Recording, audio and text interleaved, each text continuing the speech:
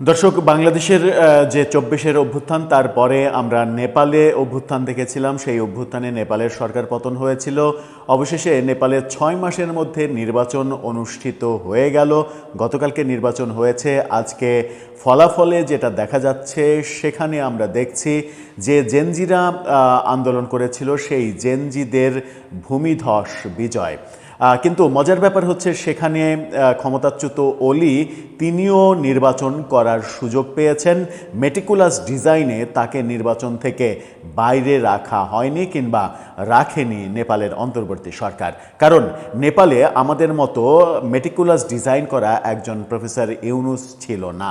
নেপালের নির্বাচনে যেটা হলো, সেটা কি বাংলাদেশের নির্বাচনেও হতে পারত, যদি না প্রফেসর ইউনুসের মেটিকুলাস ডিজাইনে ১.৫ বছরের এক ধরনের অস্বাভাবিক পরিস্থিতি তৈরি করা না হতো।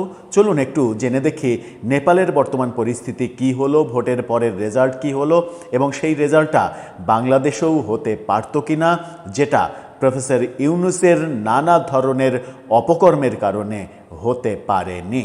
থাকবেন পলিটিক্স টিভির নিয়মিত আয়োজনে।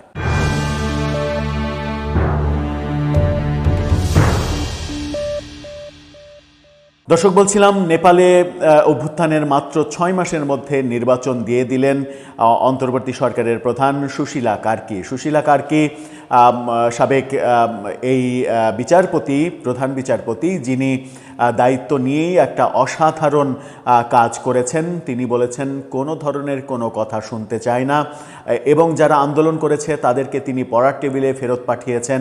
তারা আবার ঘরে ফিরে গেছে। তারা সরকারের দায়িত্ব নেয়নি, তারা নেতাগিরি করেনি, তারা রাজনৈতিক দল করে বাংলাদেশের মতো এক ধরনের মানে কি বলবো, যে দখলবাজি করার চেষ্টা করেনি, মব সন্ত্রাস করার চেষ্টা করেনি অভ্যুত্থানের পরে।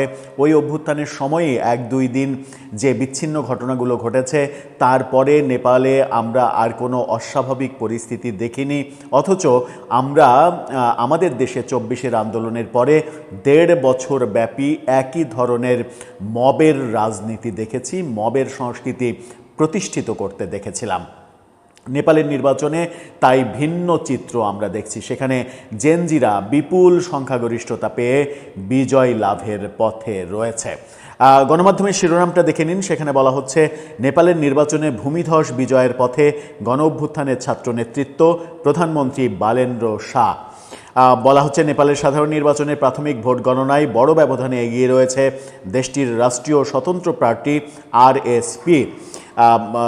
মানে এই স্বতন্ত্র হিসেবে তারা নির্বাচন করছে। গত বছরের সেপ্টেম্বরে অভ্যুত্থানে নেতৃত্ব দেওয়া বিরাট একটি অংশ এই দলের হয়ে এবারের নির্বাচনে অংশ নিয়েছে। শুক্রবার দুপুর ২টায় নির্বাচন কমিশনের দেওয়া প্রাথমিক তথ্য অনুযায়ী মাত্র ৩ বছর আগে প্রতিষ্ঠিত রাষ্ট্রীয় স্বতন্ত্র প্রার্থী ৭৭টি আসনে এগিয়ে রয়েছে। এই খবর যখন রূপালী বাংলাদেশ দিচ্ছে, তখন চলুন আমরা আনন্দবাজার কি বলছে, আনন্দবাজারের লাস্ট আপডেটটা দেখে নিই। আনন্দবাজার লাস্ট আপডেট যেটা দিচ্ছে, সেখানে আমরা দেখছি যে মোট আসন হচ্ছে ১৬৫টি।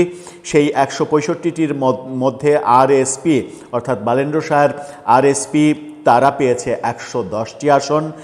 এনসি গগনের এনসি তারা পেয়েছে ১১টি আসন, এবং ইউএমএল অলির ক্ষমতাচ্যুত অলির দল তারা পেয়েছে ১০টি আসন। অন্যান্য দলগুলো পেয়েছে ১৬টি আসন। ১৬৫ আসনের মধ্যে প্রায় আপনার ১৪৭টি আসনের ফলাফলের চিত্র আমরা দেখছি। তার মানে জেনজিরা মানে একচ্ছত্র আধিপত্য নিয়ে ২/৩ আসনে সংখ্যাগরিষ্ঠতা নিয়ে বিজয়ের পথে রয়েছে।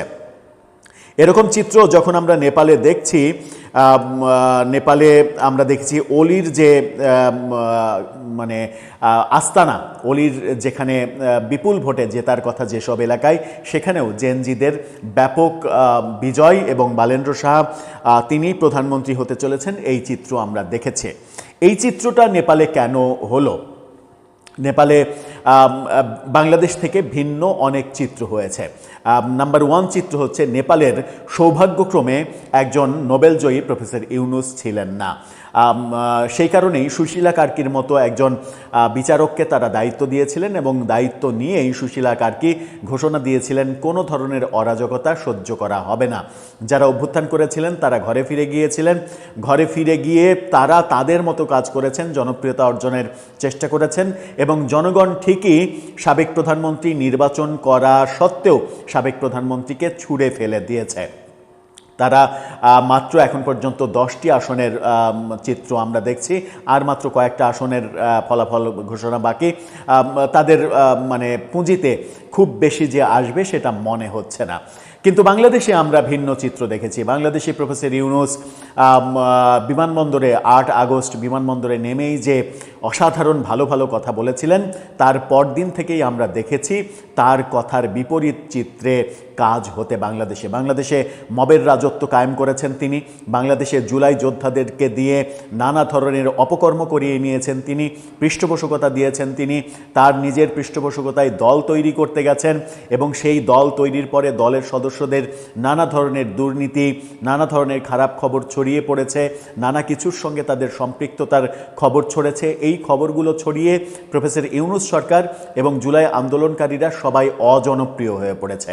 অজনপ্রিয় হয়ে পড়ার কারণে নেপালে যে চিত্রটা ঘটেছে সেই চিত্রটা বাংলাদেশে ঘটেনি।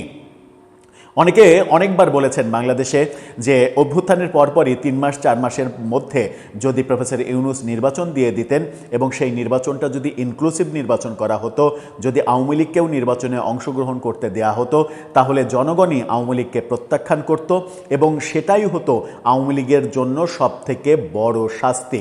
কিন্তু প্রফেসর ইউনূস আওয়ামী লীগকে নিশ্চিহ্ন করতে গিয়ে তার নির্বাহী আদেশে, নির্বাহী ক্ষমতার অপব্যবহার করে আওয়ামী লীগকে নিশ্চিহ্ন করতে গিয়ে পক্ষান্তরে আওয়ামী লীগের অনেক বড় উপকার করেছেন। কারণ তার শাসনামলে 1.5 বছরে যত অজনপ্রিয় কাজ প্রফেসর ইউনূস করেছেন এবং তার প্রিয় ছাত্ররা করেছেন, সেই কারণে আওয়ামী লীগের জনপ্রিয়তা আবার বেড়েছে। এই কারণেই মানুষের মধ্যে ভাবনা এসেছে আগেই তো ভালো ছিলাম।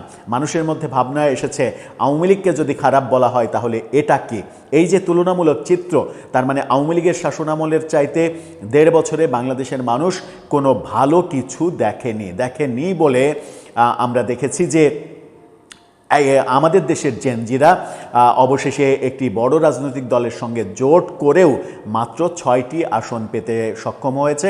অনেকে বলেন যে এই নেপালে যেমন তারা একা নির্বাচন করছে, একা নির্বাচন করে তারা বিপুল সংখ্যাগরিষ্ঠতা পেয়ে সরকার গঠন করতে যাচ্ছে, সেটা ভিন্ন চিত্র তো হয়েছেই। আবার অনেকে বলেন যে যদি তারা ওই নেপালের মতো একা নির্বাচন করত তাহলে একটি আসনেও তাদের বিজয় লাভ করা সম্ভব হতো না। কারণ 1.5 বছর অনেক সময়ে তারা অনেক বেশি অজনপ্রিয় হয়ে পড়েছে। ঠিক ভিন্ন চিত্রটা আমরা নেপালে দেখেছি। নেপালের জেনজিরা সরকারে উপদেষ্টা হিসেবে আসেনি, সরকারের কাজে মাথা ঘামায়নি, বিভিন্ন সচিবালয় সহ সরকারি বিভিন্ন দপ্তরে টেন্ডারবাজি, চাঁদাবাজি এগুলো করেনি, দখল করতে যায়নি, এর বাড়ি ভাঙা, ওর বাড়ি ভাঙা, এই স্থাপনা ভাঙা, এই কাজগুলো করতে যায়নি বলেই তাদের উপরে জনগণ সন্তুষ্ট হয়েছে এবং জনগণ তাদেরকে ভোট দিয়েছে। ভোট দিয়ে এখন রাষ্ট্র ক্ষমতায় অধিষ্ঠিত করেছে। এখন প্রশ্ন হচ্ছে, নেপালের জেনজিরা যে উদাহরণ তৈরি করতে পারল, বাংলাদেশের জেনজিরা সেই উদাহরণ তৈরি করতে পারল কেনা? পৃথিবীর বিভিন্ন জায়গায় জেনজিদের নিয়ে এখন গবেষণা হচ্ছে।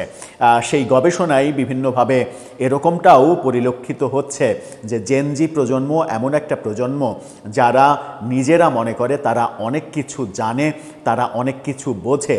আদতে বিভিন্ন গবেষণায় উঠে আসছে এখন যে জেনজি প্রজন্ম যতটা নিজেদেরকে দাবি করে অনেক কিছু জানে, অনেক কিছু বোঝে, বাস্তবতা হচ্ছে তারা সিনিয়রদের চেয়ে অনেক কম বোঝে এবং তাদের সবথেকে বড় দুর্বলতা হচ্ছে তারা শুধু বর্তমানটা বোঝে, ভবিষ্যৎটা বোঝে না কিংবা ভবিষ্যৎটা প্ল্যান করতে পারে না, যেটা দেখেছি আমরা বাংলাদেশের ক্ষেত্রে একেবারে বাস্তব হতে। দর্শক, আপনার ভাবনা কি এ ব্যাপারে? এই যে নেপালে যে চিত্র দেখলাম সেই চিত্র থেকে বাংলাদেশের চিত্র একেবারেই ভিন্ন হলো কেন? আপনার মতামত জানিয়ে লিখতে পারেন আমাদের কমেন্ট বক্সে।